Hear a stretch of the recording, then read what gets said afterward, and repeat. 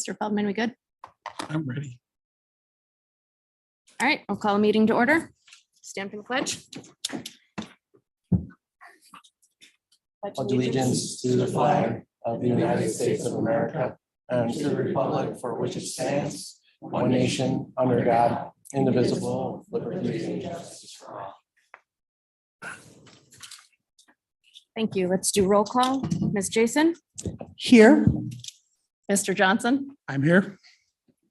Ms. McDonald, Here. Mr. Feldman, I'm here. Mr. Libo. Here. Sorry, Mr. Polani. Here. No, I'm laughing at Marianne. And I am here. Motion to accept roll. So moved. Second. All in favor? Aye. Aye. All right, on to the approval of the agenda. Any questions? No? I have a motion to approve. So moved. Second. All in favor? Aye. Aye. Minutes of the previous meeting. Do we have any questions or comments? Nope. I have a motion to approve the previous minutes. So moved. Second. All in favor? Aye. Communications. We have one Harris Beach alert. Anything else? Anybody hear anything else? All right. We have no unfinished business. So that brings us to superintendent's report. Thank you, Mrs. Battaglia. We have two presentations for the board tonight, two short presentations from Dr. Wilson. Our first, let me call it up here. Mike, if you go to Virgil's Zoom room.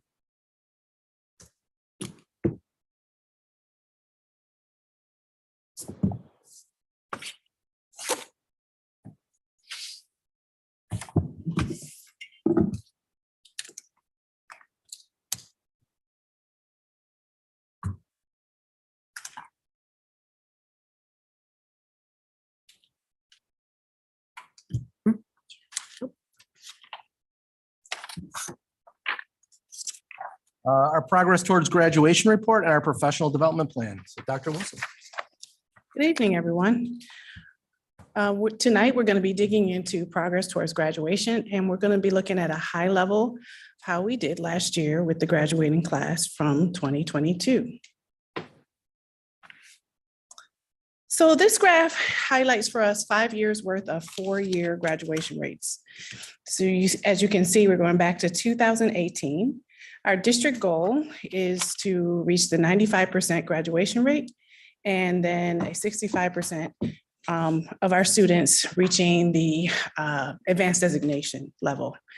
And so as you can see, that line going across shows you how we did across the board for 5 years. Last year, we had a jump in graduation from 91 to 94%, which it's a 3% increase, which once you get into the 90s, it's very difficult to see an increase like that. So it really does say a lot to see an improvement in graduation rate at 94%. You should know that, with the pandemic, going back to 2019-20, that was a year where you started to see exams were canceled and we were using the exemptions. So the exemptions started there. So counting out 4 years, that takes us through this class being the last big group of students who earned those exemptions due to the cancellation of Regents exams. And so most of the students here in this category or in this last graduating class had those exemptions early on, but then were able to engage in Regents again by 21-22. So you see the combination of the exemptions, passing classes, as well as Regents exams. As we dig deeper into the advanced designation, we really want to look closely at how we're doing. You see, we had an increase of 5%. Again, a challenge that was faced head on, and we had that improvement. If you pick apart those last 2 years, like if we focus just on 21-22, 22-23, and we go deeper into that advanced designation. So we've talked about advanced designation before. Many times it is believed that that is what you need when you go off to college. The argument is that you really need that to transition off into the world.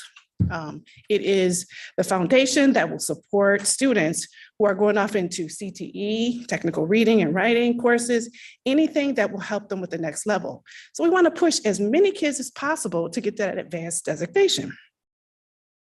If we picked apart those two areas for the last 2 years and really dug into our biggest subgroup, economically disadvantaged, we'll see that majority of the students that fall into that category are not economically disadvantaged.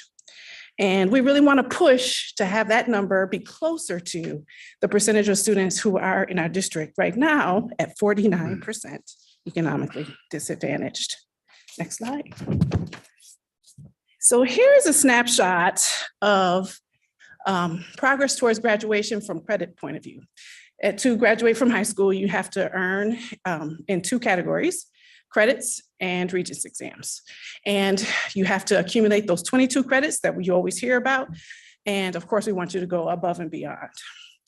And this shows you if we look at the bottom on the right, 10th grade, those were our 9th graders last year. So this is what they look like at the start of 10th grade. So we're looking at anybody who was in high school last year and how they're looking with credits. We really want to always be in that middle column or higher. So for example, if you're looking at that 10th grade group, 151 students fall into that category of they've earned 5 to 7 credits going into 10th grade. That's 57.6% of that class. But you see another 87 of them earned 8 credits or more. They are on track, firmly on track to getting that advanced designation. That's 32.6. You put them together, that class is 90.1% on track for graduation right now. When we go to the next class, 11th grade, same thing. You want to be in that middle column or higher. So 70 students fall into that middle column of 12 to 14 credits. 70 students is 27.7%, but you see a nice big group in that 15 plus category.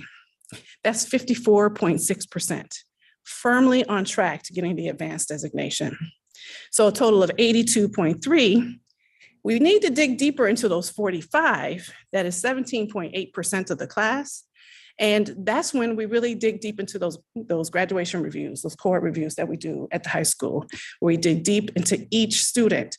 For example, of the 45, 10 of them could be only a credit away from the next category. How do we help them get over that hill? And our seniors. So you want to be in the middle or higher. 43.2% are that make up that 115 in the middle. 131 of the class, 49.2 on track right now, without even finishing the courses that they have for advanced designation, because they are at least 22 credits or more right now as they start their senior year. That 20 make up the 7.5. And again, the cohort reviews help to support that work. Go to the next slide. So we're digging into math. We do have results across the board, and this is a high level, and math was selected because we began that discussion last year about math at K-8 and looking at new curriculum programs. And then how does that play out in high school? Because remember, we talked about those 22 credits and the Regents exams. And when you're talking about the advanced designation, math courses become one of those points that we can really push hard on and really get students to that level with the advanced designation. So you have Algebra 1, Geometry, and Algebra 2. And the things that I want to point out here, so you see the taller bars and then the shorter bars, right? So there's 4 years there spelled out. And when you look at this, the first set of bars show you proficiency. Proficiency is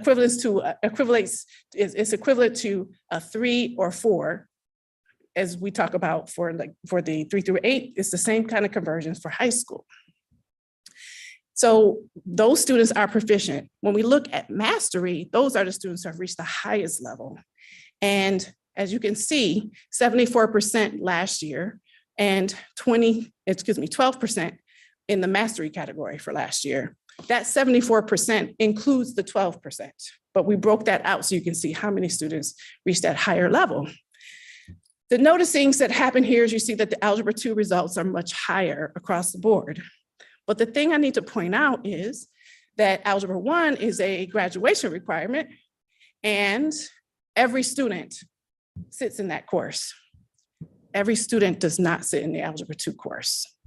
It's a much smaller group. It's our students many times that have received acceleration at 8th grade, and we want to make sure that we continue to grow that group. So in comparison, you would see, if we pull out the students who took algebra at 8th grade, you would see about 175-ish students from year to year in the Algebra 1 course versus the Algebra 2, which would be 48 to 65. So we also have been looking at data always by looking at our subgroups. And we always want to make sure that we are looking at what was our overall performance. So this is algebra proficiency, Algebra 1 proficiency, remember, was 74% overall. And where you see higher or lower in the categories here by subgroup around ethnicity is where you see where we have either excelled or we have some gaps. So this is all ethnicity. I pulled in off to the side, you don't normally see this, but I pulled in the economically disadvantaged category so that you could get a sense for how that group, our largest subgroup, is doing compared to all the other subgroups around ethnicity. If we are to make a huge impact on our economically disadvantaged, which cuts across all subgroups, and it's our largest subgroup, we make a huge dent in reaching that 65% advanced designation or higher. We can most certainly go higher. Next slide. And our last slide, advanced placement. And so here we have a lot of celebrations also. And I have some NU results that I can also share, but advanced placement overall, AP courses, students enrolled, we had 189 students take on the challenge of advanced placement. And within of those 189 students took on 273 exams. So students were taking multiple exams. And of those 273 exams, 186 of them were 3 or higher, which we know those are the scores that the colleges want to see. And so some good results for students. We also, in our NU courses, we offer 12 APs, which is a nice number for the size of our high school, as well as 9 NU courses. And in the NU courses, we had a 98% pass rate. So that is graduation, a high level in a nutshell. Any questions? I actually have a, I appreciate the large font. Thank you. The large font, I appreciate it. I'm with you. always. So this 94% for the graduation, I mean, I've been on the board 17 years and we've looked at that number.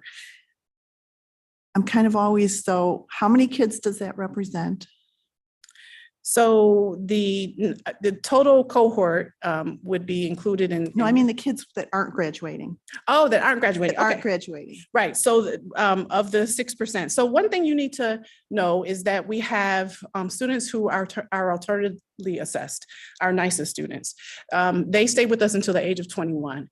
But in New York State, when you reach year 4, the students who are in that nicer program are counted as continuing, Right. which counts as very similar to by New York State rules as a dropout. Right. They don't complete. So we have that category, plus we had 15 students who did not graduate in August.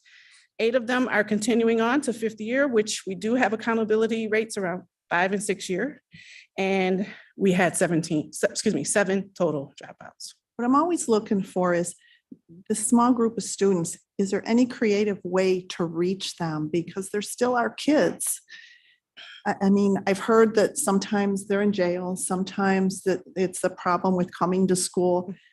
I just feel like there's got to be some creative way to reach these kids because they're Panthers, they're our kids. So that's our cohort review. So we spend quite a bit of time going student by student, looking at what do we know specifically about what's going on in their families, what's going on in their home life, in particular neighborhoods. Did they move recently? Like we had students move across state lines. How do we continue to engage them and then make unique plans to try to support them? Sometimes there's a family that may move and the documentation is not completely clear and they fall into this category for that reason. But we do our due diligence to try to track down as many students as possible. Did my mic go up? It did. Okay. You can hear me. Is though. there a major reason that you're seeing? I mean, is there one thing you can point to? Is it kids don't come to school or no? It's really individualized by the student. Different scenarios, a home life, a major change in what's going on with their parents at home, and how they're being supported. There's multiple reasons. And anywhere in this, is there any special needs kids? Mhm. Where are they in this? Are So- they included in this? I guess is my question. They are included. The only students that continue on in the alternative assessment program are counted separately, but everyone else is included in these numbers. Thank you. And in terms of the credit accumulation, Mhm. and I look at these numbers and these are kind of the end result. But I think in other years, we have heard that it's economically disadvantaged students generally fall in a lower level of credits. But going beyond that, I think what would be helpful, and I don't expect you to necessarily know this now, but I'd be interested in knowing is like, what are there other relationships like that? Is it the 8th graders who are receiving advanced math? Are they, 95% more likely to get, I would imagine there's some kind of link all along the way.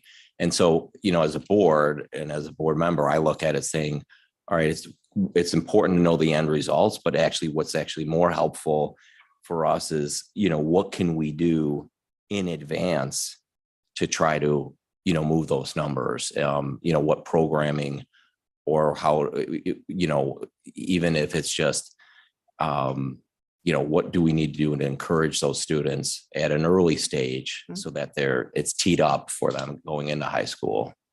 Right. So that's a great question. I actually do have some numbers on that, like in particular for math. That was one of the areas that we had that high level discussion on. So students who are entering the algebra course in 8th grade are very likely to reach that Algebra 2 honors course and have enough time to get to the AP math courses that are out there. But one thing that is very positive that we have in our high school that's set up in the schedule is something called Block Math. And it is a course designed to help catch up students who may not have experienced the accelerated coursework in 8th grade, but have the ability to be able to get through the accelerated coursework to make it to those AP classes and they can get caught up.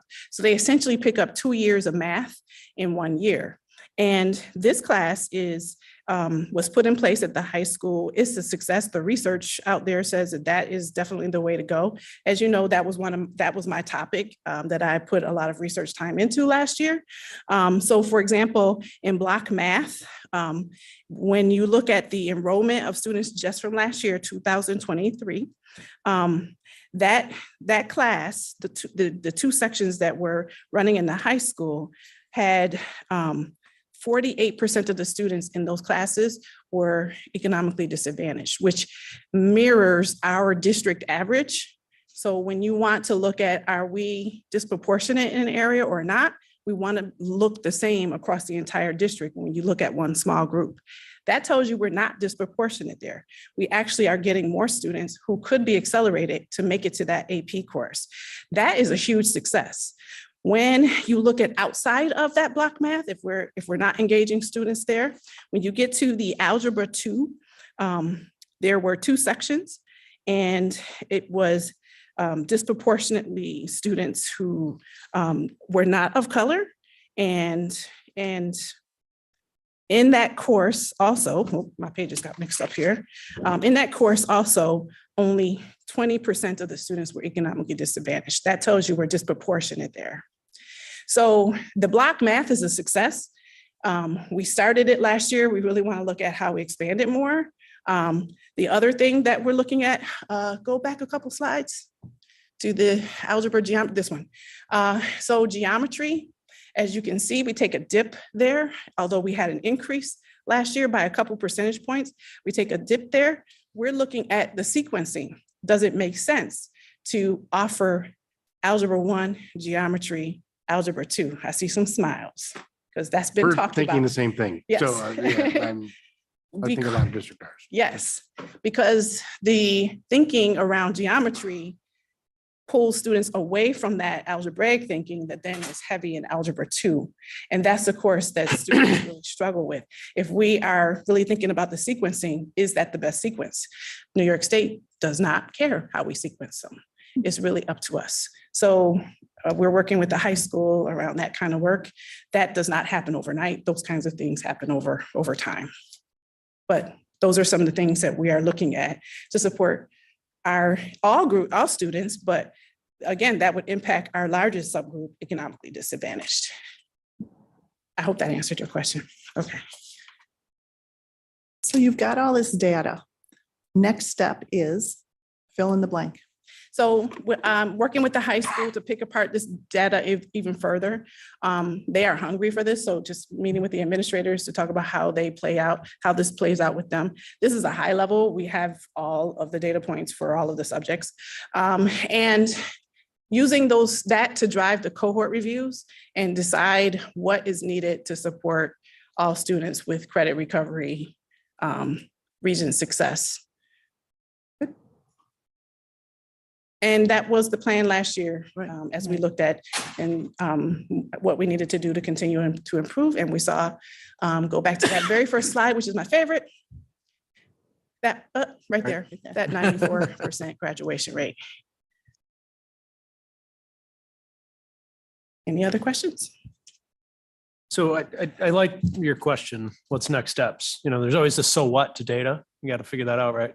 So is there a possibility that we can come back once that, because the users, the way I understand it, the users of this data are the cohort reviews, correct? I mean, that's really where this is being focused. Yes.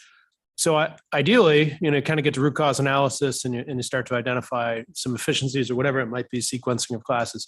So I guess what I'm saying is, you know, is there kind of a feedback loop or where you come back and tell us how the data was used?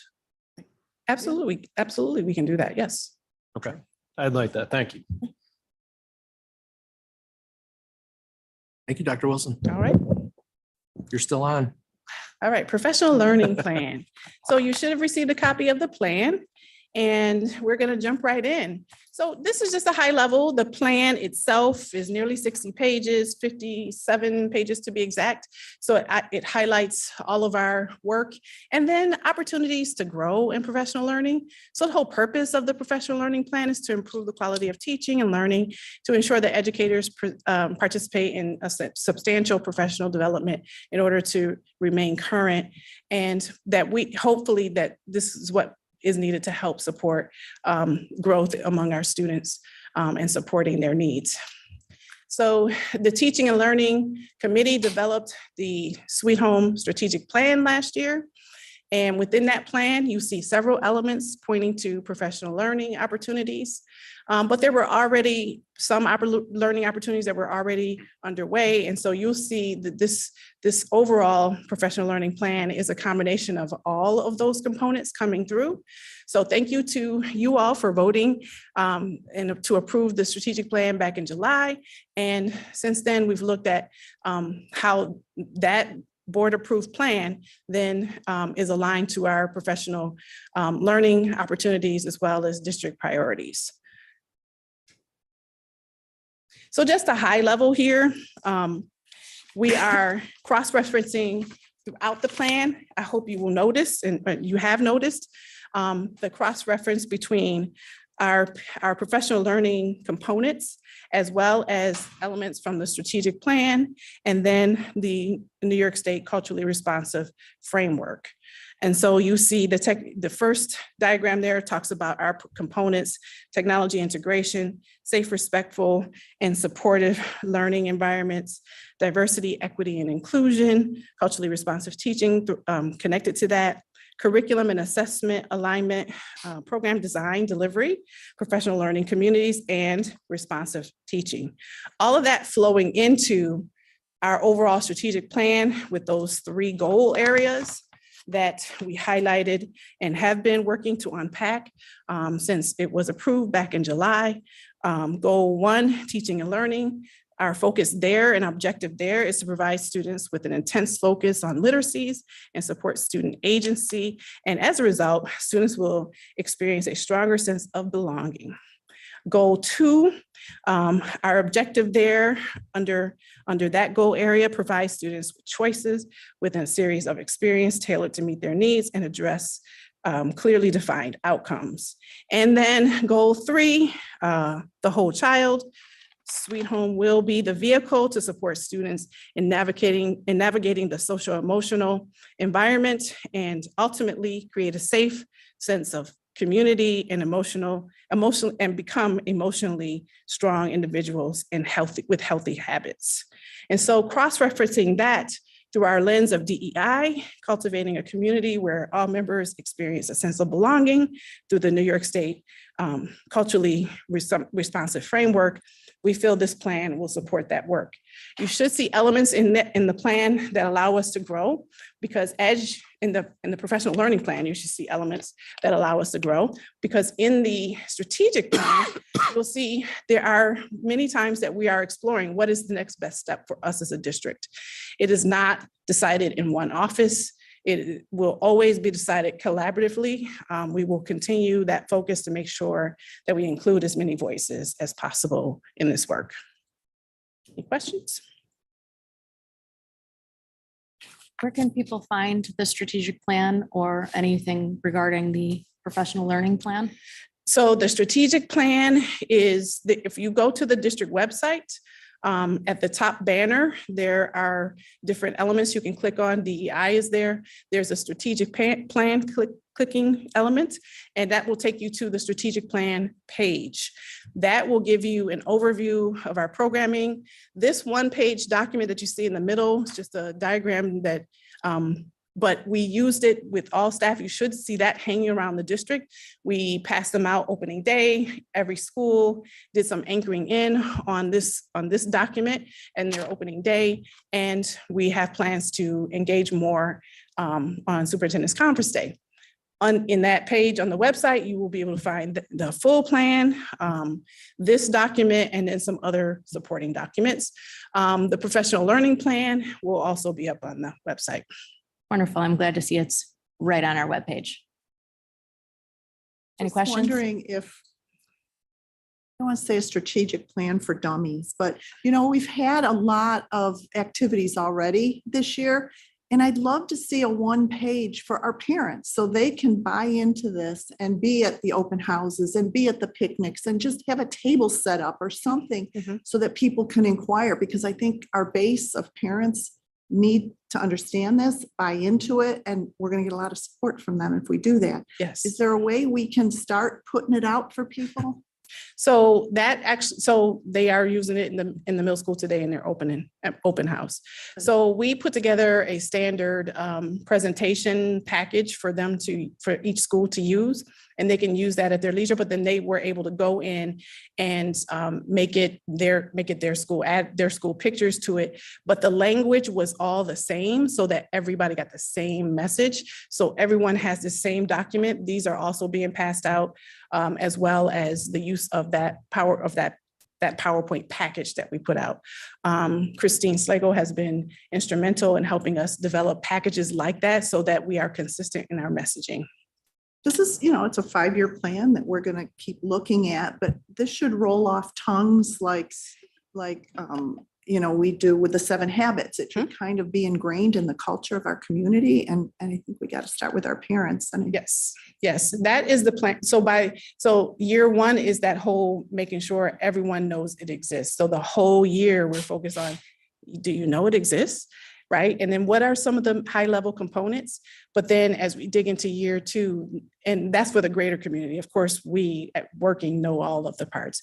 And as we get to year 2, there's a deeper understanding. By year 3, the deepest. And I will say, I have noticed that the flyer poster, I've started to see that Good. around more, in various buildings. So, it's could be a 1 page for dummies. I mean, I don't think, I'm not saying for dummies, but just so It was- our parents understand it. Yes, it was designed to get out there the message. These are our 3 goal areas and here's what they mean.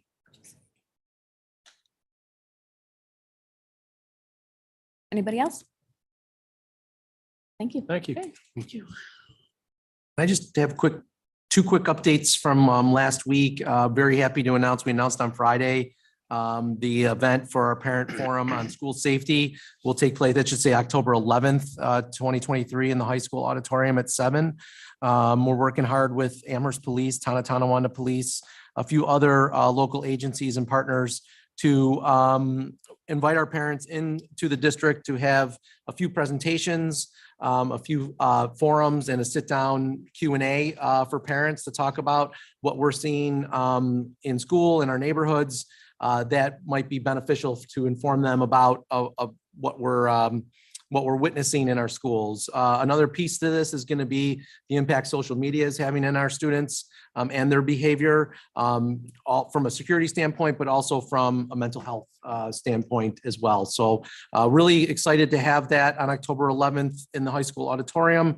Get to show off the auditorium as well, and it should be a great night. I don't know, Mrs. Bayless, if you have any other comments, but she's been instrumental in helping us plan this, and we're excited to host it. We always appreciate our partnership with Amherst Police Department on FPD. Yep. And they're they've been very interested and excited about supporting this event and being a part of our community and interacting with our parents. So we're really hoping to get a good turnout. Yeah. So we'll continue to send out flyers on that. And then just wanted to update the board. Our first Building Use Committee meeting is going to be on October 25th, where we will talk to the committee about our plans for moving forward and putting a plan together for our next major capital project with a heavy emphasis on our elementary buildings and updating them so they are in relation to our strategic plan and a future focused school and 21st century learning. So October 25th, we'll have the first meeting of the Building Use Committee. We'll talk about how we want to go about gathering community input into our next building project and go about talking how we can use stakeholder groups as well to help us plan what our wish list would be in moving forward. And so we're excited about that and working with our partners, with our architects and our campus community and campus construction companies to help us plan that next project. So just wanted to inform the board that those are on the books, and that's what I have for tonight. Any questions? Okay, upcoming events. We have some open houses. Glendale's having a chicken dinner on their open house night this week. Our board retreat is next week, so everybody remembers that. Bunch of different things going on. That brings us to the first open session. As per board policy 1512, we hold 2 open sessions at each meeting. The first session is limited to comments on agenda items for tonight's meeting. The board welcomes participation and attendance by district residents, persons having business within the boundaries of the school district, and persons who do business with the Board of Education. Speakers must be at least 16 years of age and will be limited to 3 minutes. Please preface your comments with name, address, group affiliation if appropriate. Non-district residents must include the name of their business or how they do business with the Board of Education. All speakers in this open session must state which agenda item they are speaking on. Anybody need to speak tonight? Nope. All right. Brings us to new business. Class placements. Preschool, monthly Oh, financials, anybody? I read all 100 pages. Sherry, the only thing I would ask is that at the very bottom, I normally have a total of how many events happened and how many kids were, placed and all that. And I didn't have that this time. Did you notice that, Scott? So if you could include that in my data, that would be great. Somehow that got left out this time. All right. Thank you. I have a motion to approve the new business, letters A through E. So move. Second. All in favor? Aye. Aye. Oh, no, we Discussion. don't have to go Oh, through the discussion, resolution. sorry. Does anybody have anything to say about it? Seeing none? Hang on, what's it? Dan, I saw the stuff for the athletic storage barn, and I know you had a couple extra items that were there that they might have been able to, and they bid on, but they chose, do you know why they chose not to do those particular items? So initially, we set aside some money from the budget from last year to cover the scope of it. And based upon our initial work with architects and things along those lines, I gave them a budgetary perspective of just about where we were with the base bid. So we opted at this point in time not to do the extra pieces of it, just because we didn't have the funding to do so. Okay, thanks. Yep. Anybody else? All in favor? Aye. Aye. That brings us to informational items. Ms. Jason? The big thing I did, I attended the PTA meeting over at Maplemere, and just some highlights from that. Mr. Ryan was saying that the first 3 days of school, he held town hall meetings with every single grade, which I thought was a great idea just to set expectations. There's on September 29th, the outdoor recess is going to start with the PTA out there. It's for kids who aren't in the cafeteria. They'll alternate, so it's not going to be every day, but they're going to alternate. Tomorrow is kind of their Harvest Fest, tomorrow night, and financially, they're in good shape. Okay, Mr. Johnson? Just a few. I also attended a Glendale PTA meeting. They're open up for the year. They're doing a chicken dinner this Thursday to raise some money. They also brought up the superintendent's PTO President's Council. They were happy to be involved with that. They're looking to expand their Facebook presence. And I think that was about it for my notes there. I also, last week, the same day actually, I went over and spent some time with the principal, Ms. Delaplante, and got a chance to tour some of the building and see some of the new stuff they were talking about doing. It was just interesting to see the changes and get a chance to walk through the building, because with COVID, I haven't had a whole lot of time to be in there recently. They did redo the one side of the gym locker room, so that they're using that for counseling space. They've redone the cafeteria in some different ways to create some more spaces in there for storage, and then be able to use the rooms behind them for some different things. They worked well there. The cafeteria at this point, they're rotating grades in and out. They're at three grades for 2 weeks and the other 3 grades for the next 2 weeks to give them a chance. So that's working out well for them. And that's pretty much my major note on that. And we had our DEI committee meeting yesterday, for the first one for the year. I think it was a good kickoff start. We sort of reviewed last year and then put a focus on where we're going to be going for this year. And that was it. Wonderful. Ms. McDonald? So Mr. Johnson lied. He also attended the Family Support Center anniversary on yeah. Friday morning, because you don't do enough stuff. But that was really lovely. It was their 30th anniversary. I learned a lot about the history, and there were some faces that I haven't seen since I was like 5 or 6 years old. So that was kind of nice. But it really kind of showcased the really important work that our Family Support Center does, and that it is a legacy that is felt not just at Sweet Home, but really all across New York State. So, and I was also at the DEI committee meeting on Monday. Wonderful. Mr. Feldman? I attended Sweet Home. Yeah, I went to Sweet Home. High school's open house. It's the first time I was away last year, so I didn't go to it last year. I'll admit, I wasn't wild about the format. What was the format? It's an outdoor setting. So you'd end up, it tends to lean towards like mini conferences. Rather than have an understanding of curriculum or syllabi, you generally talk about, and you're only, 2 weeks into the school year, so it's difficult for the teachers to have any meaningful conversation about the student. So, I mean, that's my personal perspective. I wasn't wild about it. As a family, we didn't get much out of it. I attended that as a parent. I attended Willow Ridge's open house. I did that on behalf of Chef. It was a pretty cool event. It was long. I didn't realize how long that is.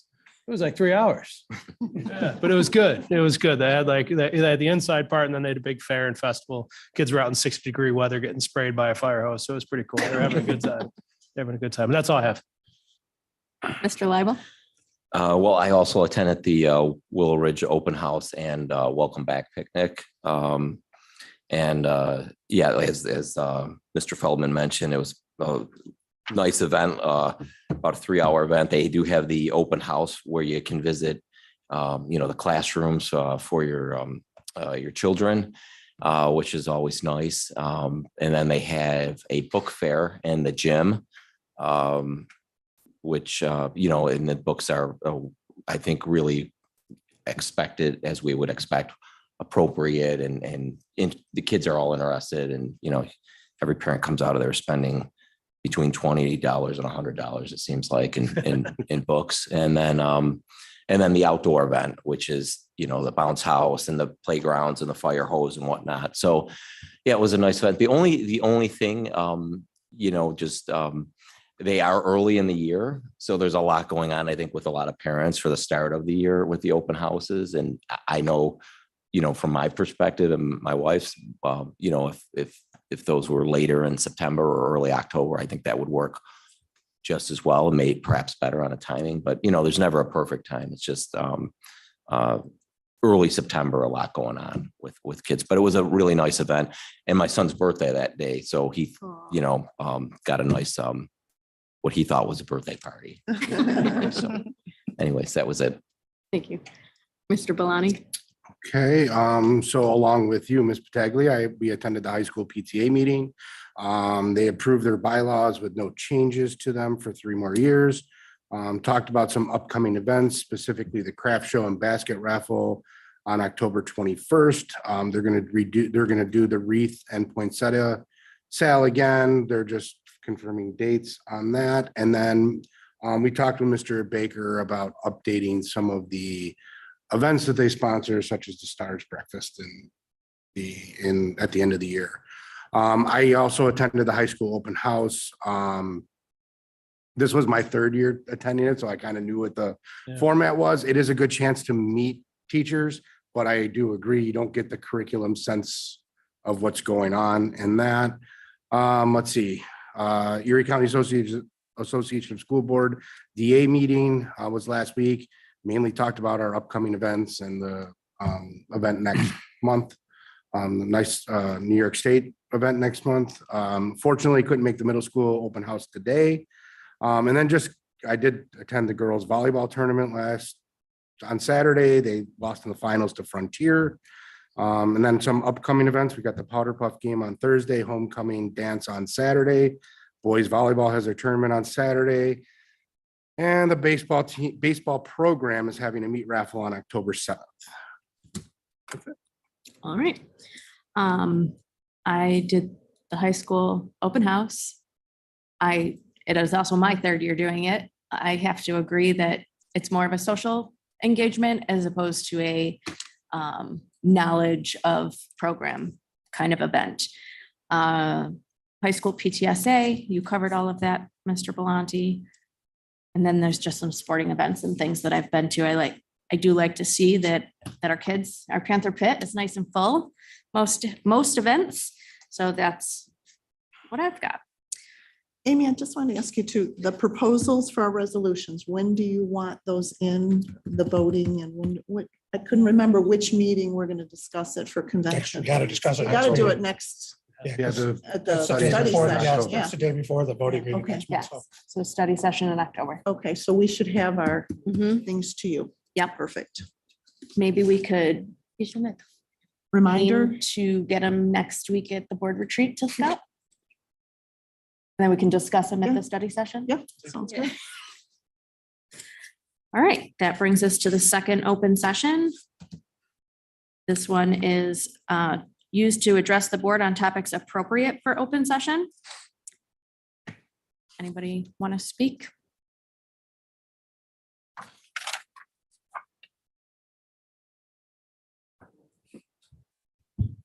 My name is Nadine Ocasio. I live at 128 Dexter Terrace. Good evening. Many of you already know me, but for those of you who don't, I'm a parent of 2 Sweet Home alumni and a former board member. At one time during my tenure on the board, I was accused of being a teacher lover and that I talk too much, both of which are the reason I'm here this evening. I am a teacher and I stand here before you tonight with such disappointment. A few years ago, I sat in those chairs as we all applauded the teachers in this district, calling them heroes even, for being the glue that kept students attached to their schools during the difficult time of the pandemic. We watched as teachers innovatively found ways to engage students through a screen. We watched as our elementary teachers bravely helped keep a majority of our young students in school full-time instead of hybrid or not at all, like some districts did. Today, the public who has written the district in support of the teachers are getting responses letting them know that the district has limited resources and therefore must do what's in the best interest of students. I ask you, how is fairly paying our teachers not in the best interest of our students?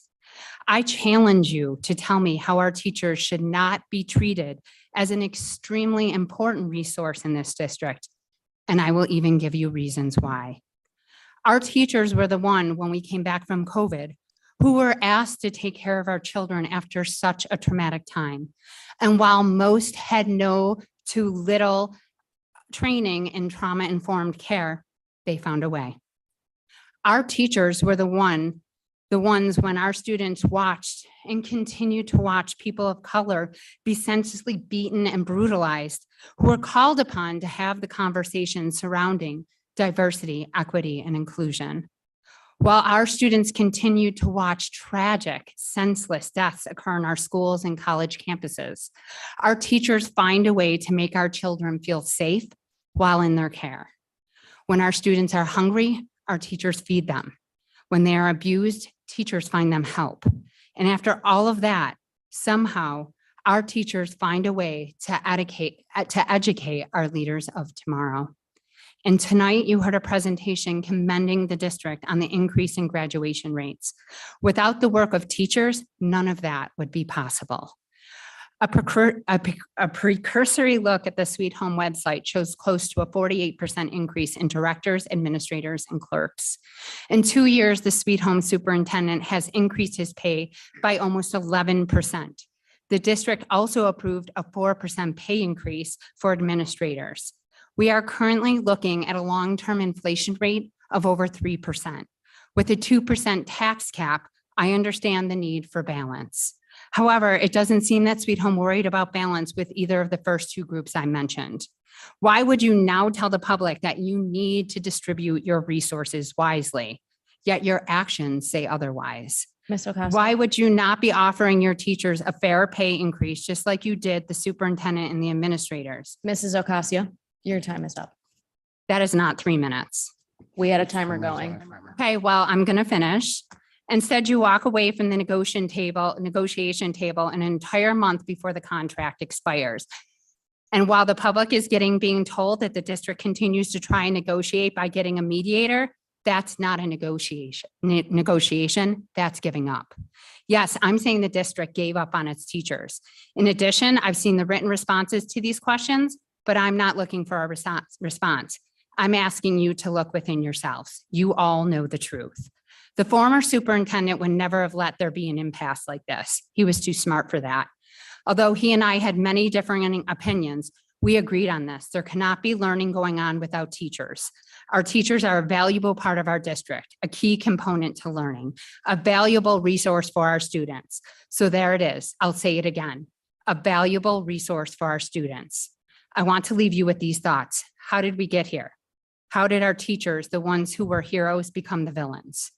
Our teachers are in contact with our students each and every day.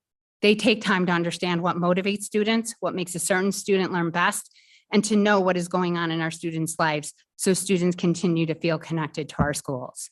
Aside from the core curriculum areas, our teachers provide opportunities for our students to pursue or even find their passions like music, art, athletics, writing, performing on stage, broadcasting, and production.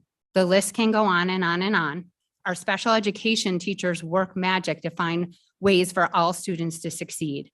We have teachers who have learned to connect with students who society might have otherwise written off. Mr. Ocasio, I'm going to Yet stop those, you. Yes, certainly. Amy, I know you 6 have let minutes. people speak longer I and have I am not, almost I have done. not, please don't say that We have about me. teachers who have learned to connect with students who I'm society sorry, might Mr. have written Ocasio, you off. need to be Yet done. those teachers knew the students deserved Mrs. another, Ocasio. no, a better chance. A teacher's day does not end when they walk out the door. Adjourn the meeting. There is so much more work to be done in order to be Executive ready to session. open their hearts and the students' minds the very next day. All in favor? So I urge you, settle this. Give our teachers what they deserve. Be fair, look in your hearts. You all have known or sat in this boardroom and heard from students who have had teachers who touched their lives. It's up to you now. I urge you to do the right thing.